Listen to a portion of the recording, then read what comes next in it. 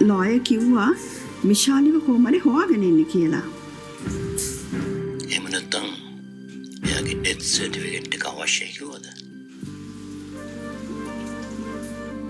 කොකලුවා. මං කලුව ටවුන් එකට යමු බඩු වගේක් ගේන්න. හරි. එහෙනම්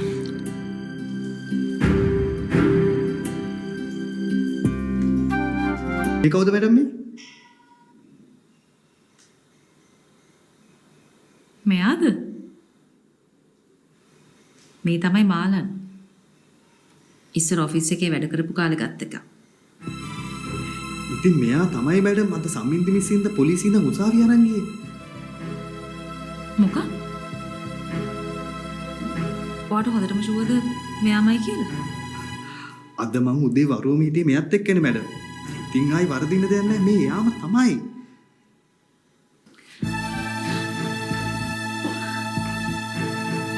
ඒ කියන්නේ මාලන් නැట్లా නැහැ.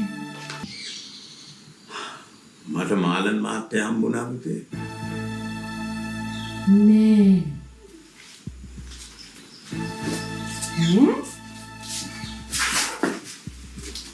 තාපොටි මිනිහා මාව යට කරනවා. එහෙම වුණා නම් මට එන්න වෙන්නේ බස් එකේ නෙමෙයි. හර්ස් එකේ. ඉන්න තරක් කතා ගත්තේ නැද්ද? අනේ මට අහන්න බැරි වුණා පුතේ. මට ඒක කල්පනාවකට ආවේ නෑ. අයියෝ. දැන් ඒ කියන්නේ මට කයට කතා කරන්න විදියක් නැහැ. නෑනේ. කද්ද තාත්තේ? කොච්චර කාලෙකින්ද හම්බුනේ? අඩුමතරමේ එයාවත් මගේ නම්බර ඉල්ලුවේ නැහැ. නෑනේ පුතේ.